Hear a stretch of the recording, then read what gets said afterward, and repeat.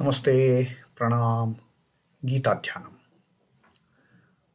Om Parthaya Pratibodhitam Bhagavata Narayanena Swayam Vyasena Grathitam Purana Munina Madhye Mahabharatam Advaitam Ritavarshinim Bhagavatim Ashtadashadhyayinim Ambatva Manusandadhami Bhagavad Gite Bhavadveshinim. Oh Bhagavad Gita, with which Lord Narayana himself gave enlightenment to Partha. The ancient sage Vyasa included it in the Mahabharata. O goddess, showerer of the nectar-like knowledge of non-dualism contained in your 18 chapters, O my affectionate mother, the destroyer of rebirth, I meditate upon thee. Krishna Vandana. Vasudeva Sutam Devam Kansachanuramardanam Devaki Paramanandam Krishnam Vande Jagadgurum. Son of Vasudeva, the slayer of Kansa and Chanur, extreme delight for Mother Devaki, O Lord Krishna, the supreme teacher of the universe, my salutations to you. Srimad Bhagavad Gita, 18th Adhyaya, Moksha Sannyasa Yoga, and Sri Krishna is teaching us how one can get liberation through sannyasa, through tyaga. But that tyaga has to be proper. It should not be tyaga under some wrong notion. It should not be tyaga under some delusion.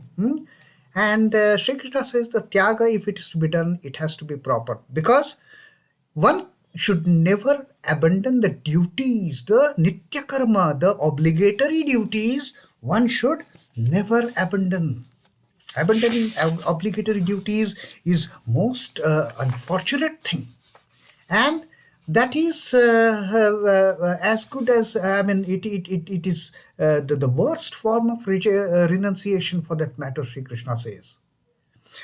Niyatasya tu sannyasaha karmanaha na upapadyate. Niyatasya karmanaha sannyasaha na upapadyate. The relinquishing the obligatory duties is not at all proper, is absolutely improper, Sri Krishna says. Obligatory duties. I have to maintain my family. That is my obligatory duty. I should never abandon that. I should take care of my family. I should see to it that if at all I have to renounce, yes, my family is provided for the future. I should do that. And then I get into that position.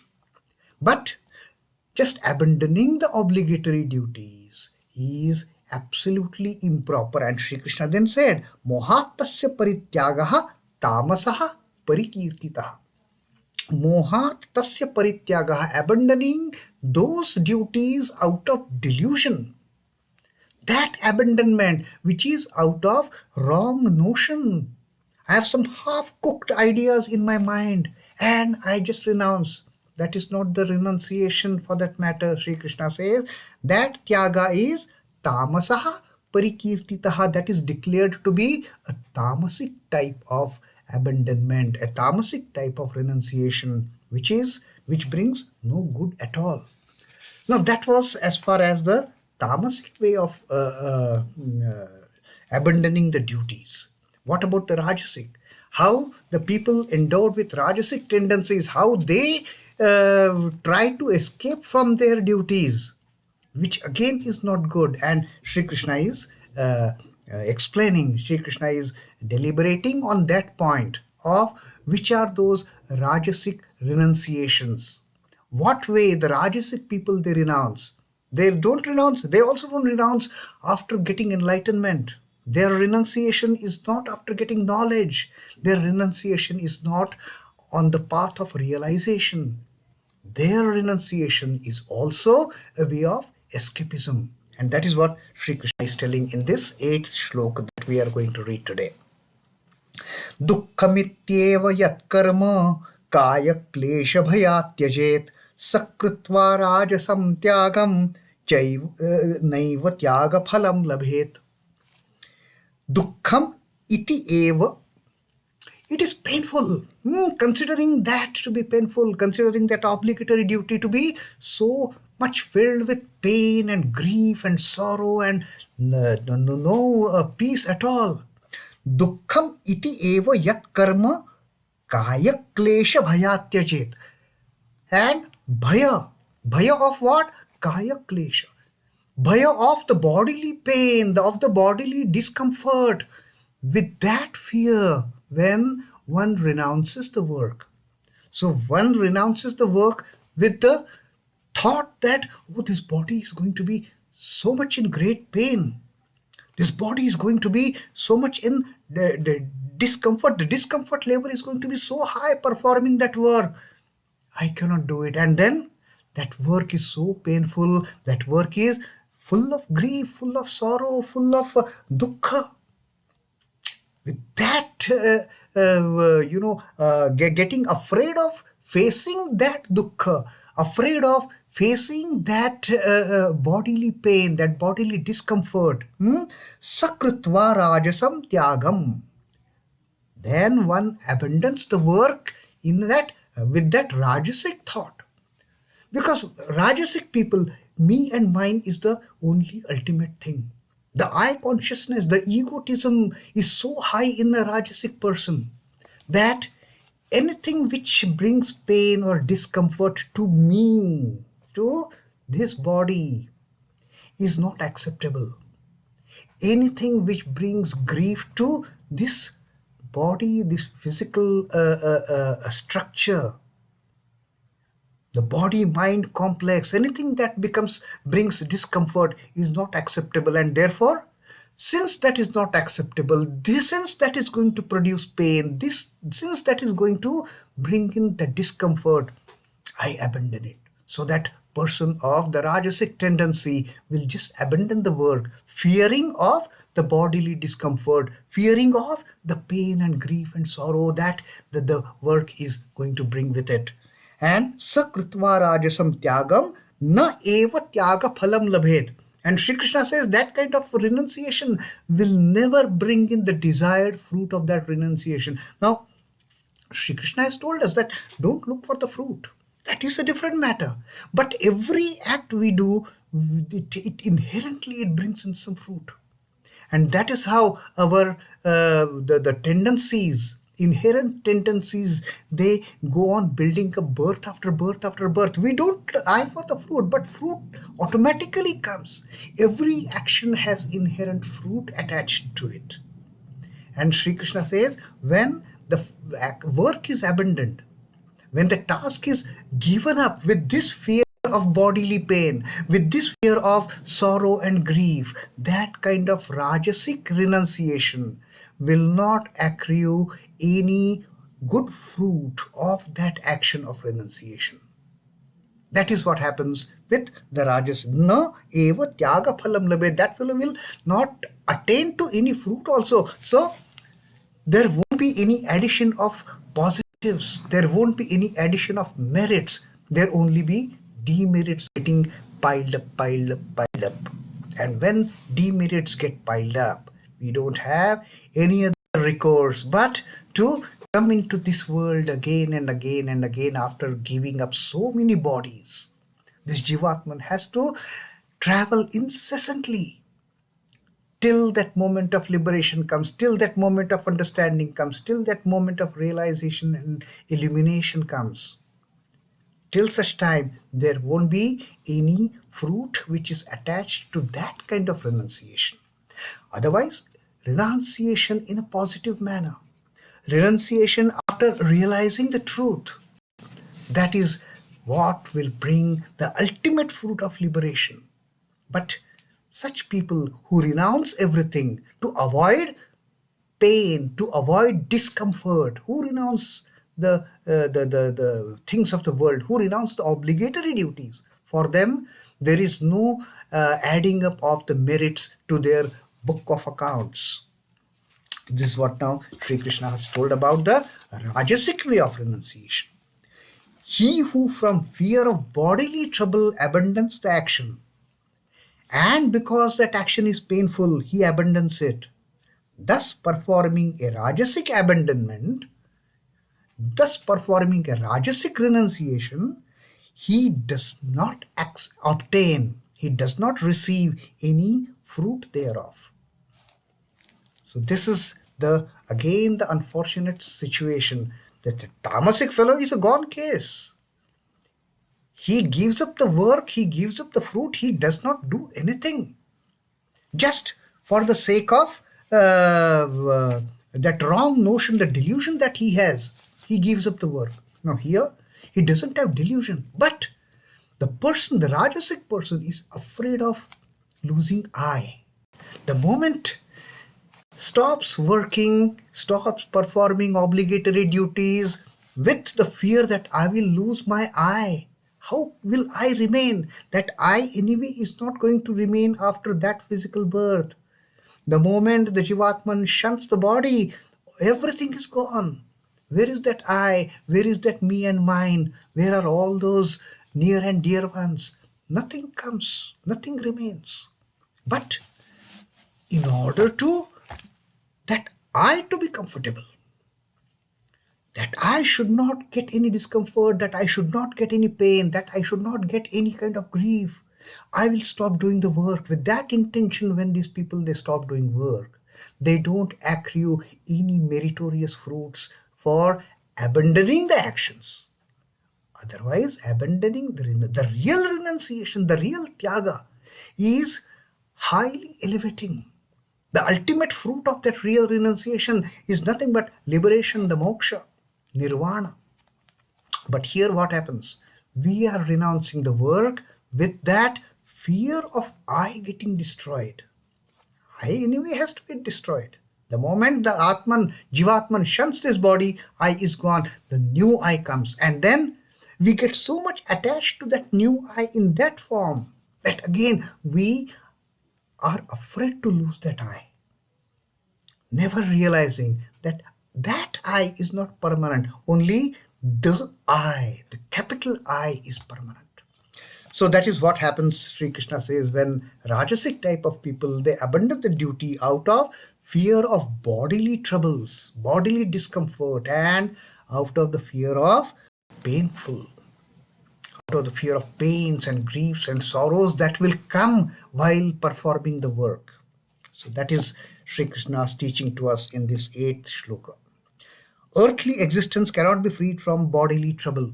Till the time the body is there, till the time the Jivatman is engaged in this body, those troubles will be there. Troubles cannot get away.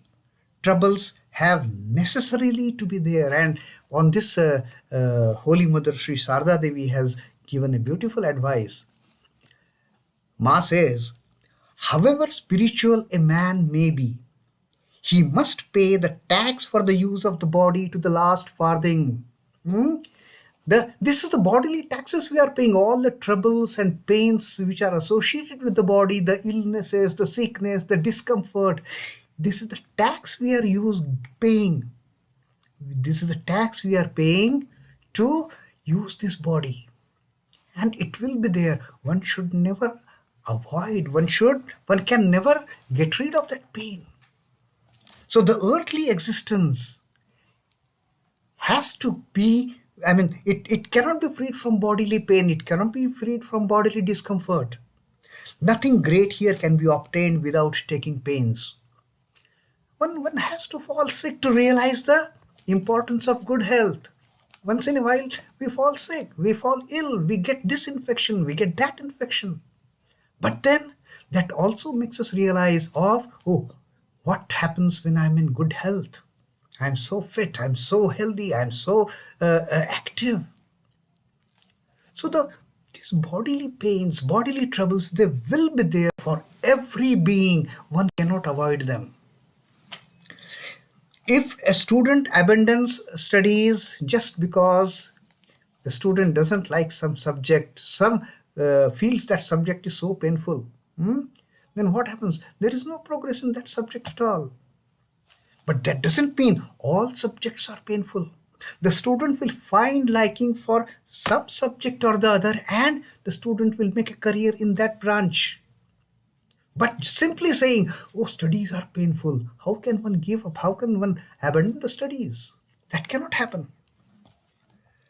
The shirker, the one who avoids the painful duties, would never become fit for higher achievements. One who shirks the duties, one who runs away from those painful duties, will never achieve anything higher.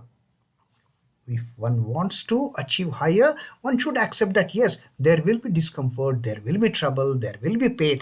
I will face those pains, I will face those obstacles, I will face those the hindrances that are coming in my way. I won't run away from them. But the Rajasic type of people, they are afraid of facing those challenges. And then they try to run away. This is what exactly is happening with our great Arjuna. The moment Arjuna feels that, oh, now I have to kill all my cousins and brothers, he now at that point of time, when he is feeling of their pain, when he is feeling the pain of killing the enemies, he is losing his swadharma. What is his swadharma? His swadharma is to maintain the righteousness in the society. That is a true Kshatriya's swadharma.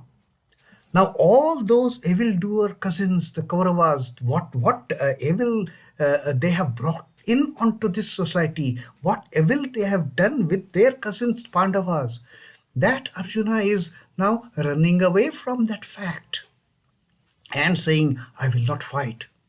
My hands are trembling. I am shaking. My bow and arrow, they are falling from my hand. That is the situation that Arjuna has got into.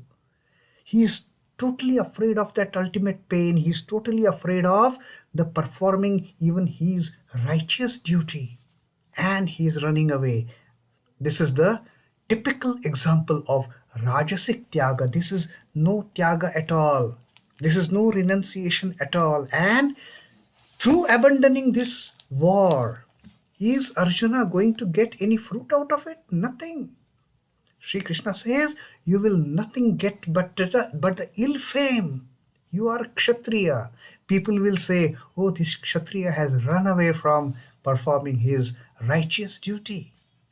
So this is what the situation of Arjuna exactly fits this particular type of renunciation that Sri Krishna has mentioned in this shloka.